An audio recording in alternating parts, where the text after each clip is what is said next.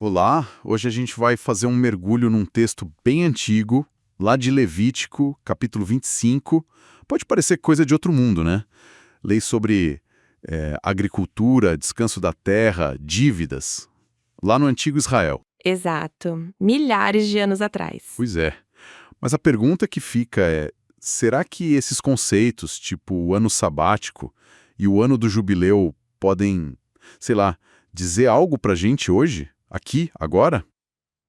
Essa é a nossa grande questão. Uma questão bem relevante, eu acho. Para investigar isso, a gente está com o texto bíblico na mão, a NVI, e também várias leituras diferentes, né? Comentários como o Maná Online, mais teológico, o Adventista, com a visão deles, Uhum. e também textos da Rosana Barros, do pastor Valdeci Júnior, e até um esboço de estudo da jornada bíblica, mais prático. Um material bem variado para a gente conversar.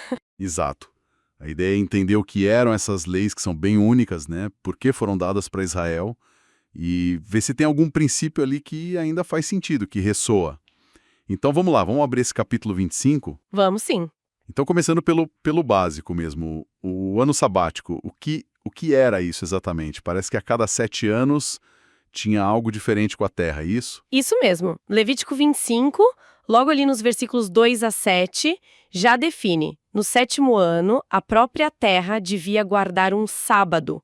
Um shabat, que é a palavra hebraica, significa fundamentalmente descanso, sabe? Cessar o trabalho. Ah, Shabat, descanso. Exato. E na prática, proibido fazer o trabalho normal do campo. Nada de semear, nada de podar as vinhas, nem fazer aquela colheita organizada de sempre. A terra, bom, ela tinha que descansar. Um descanso para a terra. Até faz sentido, pensando ecologicamente, talvez. Mas era só isso, você falou que Shabat tem um peso maior. Tinha sim. Ia muito além de só deixar o solo se recuperar, embora isso fosse, claro, um benefício. Era, acho que acima de tudo, uma declaração teológica muito forte. Teológica? Como assim? Era um ato de fé coletivo, sabe? Um jeito prático de reconhecer que Deus era o dono da terra e quem garantia o sustento do povo. Era viver a confiança na prática. Confiança. Tá, mas e na hora do aperto? Como funcionava? Porque, poxa, o pessoal precisava comer. Ficar um ano sem plantar, sem colher, soa bem arriscado, né? Sem dúvida, era um teste de fé daqueles. O próprio texto já antecipa essa preocupação. Lá nos versículos 6 e 7, e depois de novo, bem claro, nos 20 a 22, a lei dizia o seguinte: o povo podia comer o que nascesse sozinho na terra. O que crescesse por conta própria. Isso, e o ponto-chave, a promessa incrível de Deus. Ele garantiu uma colheita tão farta no 6º ano que ia dar para todo mundo se sustentar durante o 7º ano inteiro e ainda sobrava até chegar a colheita do 8º ano. Nossa, peraí. Uma colheita gigante no 6º ano para cobrir o 7º e ainda um pedaço do 8º. Isso exigia uma confiança absurda na palavra de Deus, não? Totalmente. Era uma dependência, assim, radical mesmo, na providência divina. A Rosana Barros até comenta isso, citando Deuteronômio 8, né? Aquela tendência humana de achar que tudo vem só do nosso esforço. Ah, foi minha força que conseguiu tudo isso. A minha força e o poder do meu braço. Exatamente. O ano sabático era essa lição prática anual para lembrar, olha, Deus é o provedor, é Ele quem sustenta a vida. Uma das fontes que a gente viu, o Maná Online, vai até mais longe. Eles sugerem que o ano sabático era tipo um símbolo da salvação pela graça. Como assim? Deus provendo o sustento sem o trabalho direto do homem, sabe? Como um espelho de como a salvação em Cristo é um presente, não algo que a gente conquista por mérito. Entendi. Faz sentido. Uma pausa obrigatória para ajustar o foco, né? Lembrar de onde vem o sustento, e pelo que eu li ali nos versículos 6 e 7, esse benefício que crescia sozinho não era só para o dono da terra, certo? Não mesmo. O texto deixa bem claro. O que a terra produzia sozinha no ano sabático era para todo mundo. Para o dono, para os servos e servas dele, para o trabalhador contratado, para o estrangeiro que morava ali. Todo mundo mesmo. Sim, e até para os animais. domésticos selvagens. Era um princípio de partilha, de cuidado, para que ninguém ficasse na mão por causa desse descanso que Deus ordenou. Tá, o descanso a cada 7 anos. Isso já é forte. Mas não parava aí, né? O texto fala de algo ainda maior. Depois de 7 ciclos desses, 49 anos, aí vinha o ano 50. O tal ano do jubileu. O que era isso? Ah, o jubileu. Em hebraico, Yobel. Esse era o ápice, sabe? A amplificação máxima de tudo que o sábado representava. Ele acontecia a cada 50 anos, certinho, depois de 7 vezes 7 anos. Quase meio século de espera. Exato. E era um evento tão importante que era anunciado de um jeito super solene, com um toque de trombeta, talvez o shofar, né, aquele chifre de carneiro, talvez daí venha o nome Yobel, por toda a terra, e tinha um dia específico para isso, no dia da expiação, o dia mais sagrado de todos para eles. Tá lá em Levítico 25, verso 9. Trombetas no dia da expiação, uau! E o que essa trombeta anunciava? Qual era a mensagem? A mensagem era poderosa, definida no verso 10, proclamareis liberdade na terra a todos os seus moradores. Liberdade. Essa era a palavra de ordem. Liberdade. Palavra forte. Mas liberdade de quê exatamente? Nesse contexto do jubileu. Aqui, a coisa parece ficar realmente séria. E como? Era uma liberdade com muitas faces e bem concreta. As fontes que a gente consultou, tipo Maná Online, o esboço da jornada bíblica, eles destacam 3 coisas principais que aconteciam no jubileu. 3 coisas, quais? Primeiro, o descanso da terra continuava, igual no ano sabático, só que agora emendava mais um ano. 2 anos seguidos de descanso para a terra. Ok, descanso estendido. E as outras 2? Segundo, e aqui o impacto social é enorme, todos os israelitas que tinham virado servos de outros israelitas, geralmente por causa de dívida, eram libertados, na hora. Sem dever mais nada, podiam voltar para os seus famílias, para os seus clãs. Libertação geral de dívidas e servidão para israelitas. Isso. E terceiro, talvez o mais radical de tudo, socialmente falando, toda a terra ancestral, aquela terra que cada família recebeu lá na divisão da terra prometida, que tivesse sido vendida ou perdida nos últimos 49 anos, tinha que voltar para o dono original da família ou para os seus descendentes. Peraí, deixa eu ver se entendi. Devolução de todas as terras ancestrais e libertação de todos os servos por dívida, tudo junto, a cada 50 anos? Isso soa revolucionário para qualquer sociedade, antiga ou até hoje. E era. Um verdadeiro reset, sabe? Socioeconômico mesmo.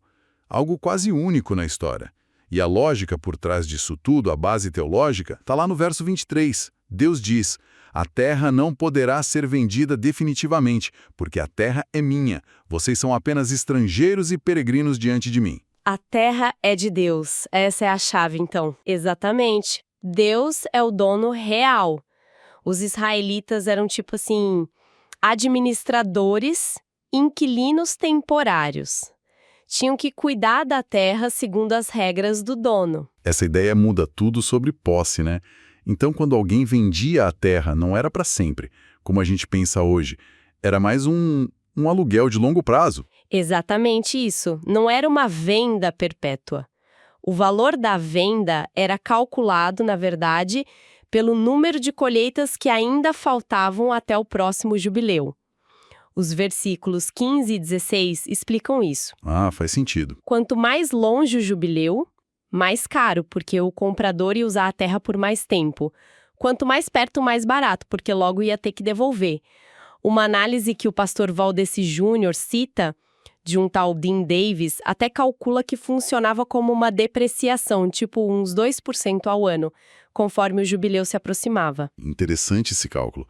E tinha um objetivo social claro por trás disso, imagino eu. Com certeza absoluta. O comentário Maná Online aponta bem isso. O sistema foi feito para impedir que a terra ficasse concentrada na mão de poucos, para evitar a formação de latifúndio, sabe?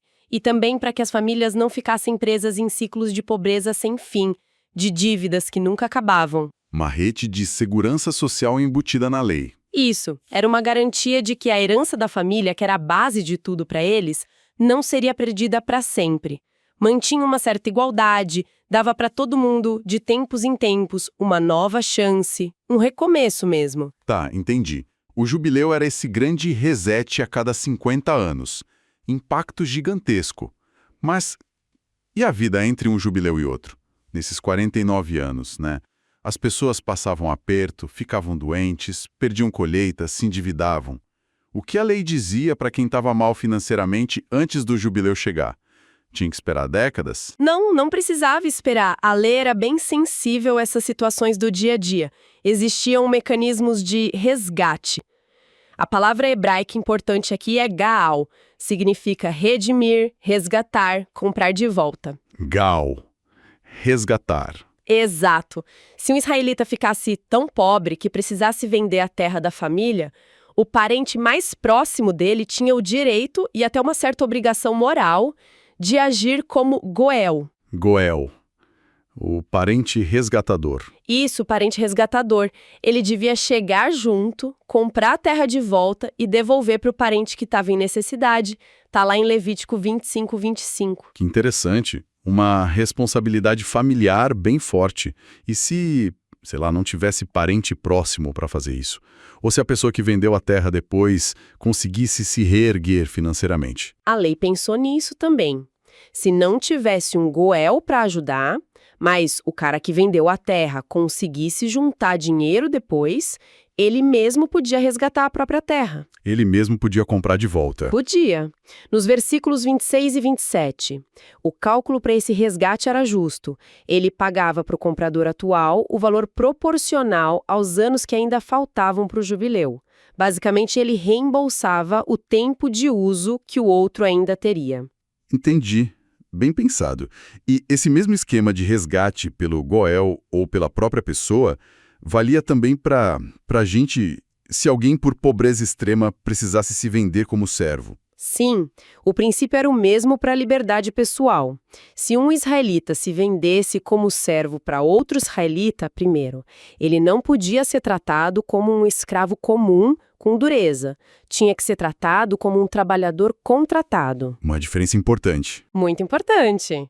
E, claro, no jubileu, ele e os filhos saíam livres de qualquer jeito, automaticamente. Mas antes do jubileu, ele também podia ser resgatado.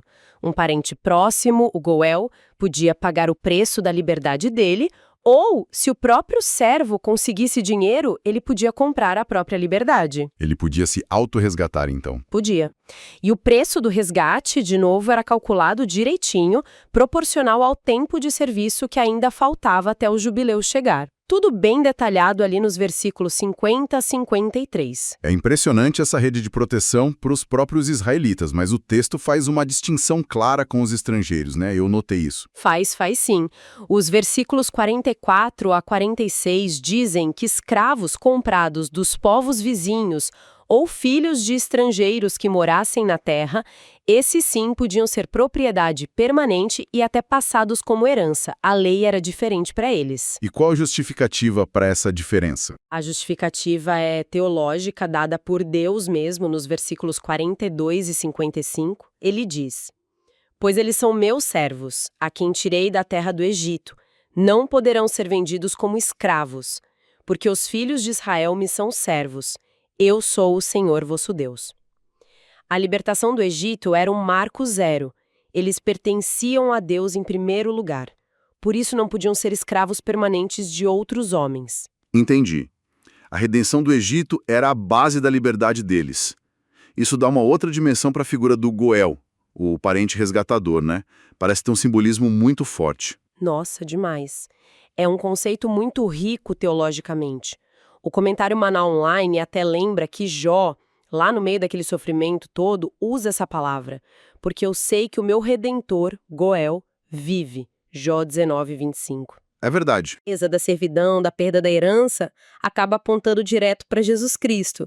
Ele se tornou o nosso parente, o nosso Goel, maior que pagou o preço, não com dinheiro, mas com a vida, para nos resgatar da escravidão do pecado e devolver nossa herança com Deus. Uma conexão poderosa mesmo.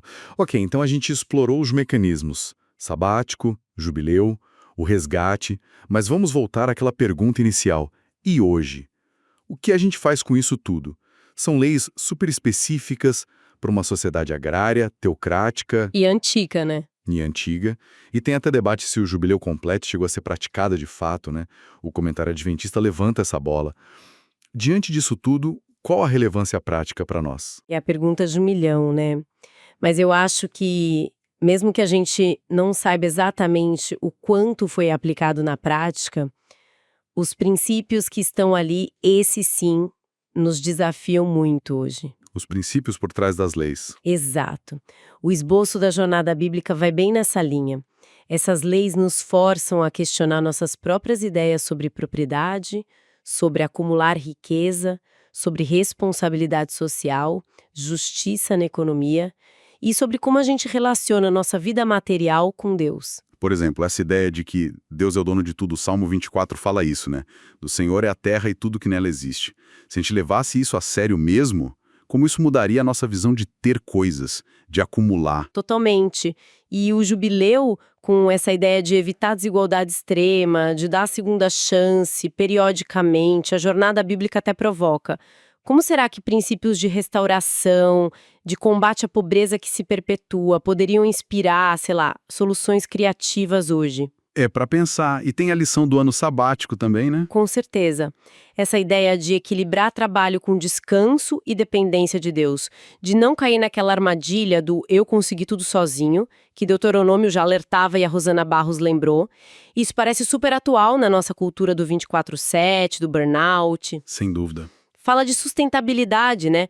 Da terra e das pessoas. Fala sobre ter limites, sobre cultivar confiança em algo maior que nossa capacidade de produzir sem parar. E tem o lado ecológico que a Rosana Barros também trouxe, ligando o cuidado com a terra lá em Levítico com Gênesis, né? O cultivar e guardar.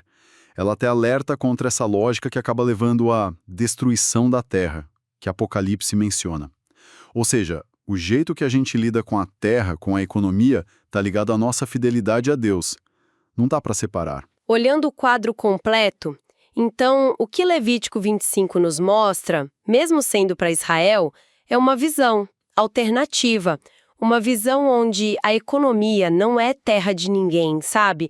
É um sistema pensado em torno de valores divinos. Como a soberania de Deus. Isso, a soberania de Deus sobre tudo, a busca por justiça social, a libertação de amarras de dívida e servidão e aqueles lembretes constantes. Olha, vocês dependem de mim. É um contraste bem forte com sistemas que, na prática, às vezes acabam permitindo que uns acumulem sem limite, enquanto outros perdem tudo para sempre, sem esperança. Foi realmente uma análise profunda desses conceitos do ano sabático e do jubileu. A gente viu como eles misturavam tudo: agricultura, economia, justiça social, e essa teologia muito prática, de confiança em Deus, de reconhecer a soberania dele. Uhum. Desde o descanso da terra, que parece simples, até esse sistema complexo de resgate, de libertação, de devolução de terra. Era um projeto bem radical mesmo, pensado para refletir o jeito de Deus, justo e cuidador, na vida do povo. E fica claro pra gente que sistema econômico nunca é neutro, né? Sempre carrega valores, sempre promove alguma coisa. Levítico 25 mostra um que valorizava o bem da comunidade, a dignidade das pessoas com novas chances e o reconhecimento de que tem um dono maior a quem a gente presta contas. Então, pensando em tudo isso, talvez a gente possa resumir umas ideias centrais que surgiram, né? Primeiro, essa noção de que Deus é o dono de tudo, o que, nossa, relativiza muito nossa ideia de posse. Sim.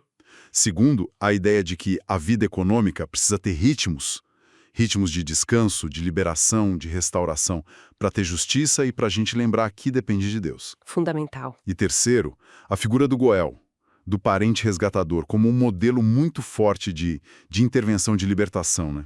Tanto social quanto teologicamente. Exato. E aí, com base nisso, fica um pensamento final aqui para nossa reflexão. Se o coração do jubileu era essa proclamação de liberdade periódica, para evitar que a desigualdade ficasse para sempre, que as pessoas perdessem a dignidade, o sustento, o que poderia significar, hoje, adaptado para os nossos tempos, para as nossas complexidades, proclamar liberdade nas nossas estruturas econômicas e sociais. Como seria um jubileu moderno nesse sentido? Uma ótima pergunta para a gente continuar pensando. Fica a questão no ar.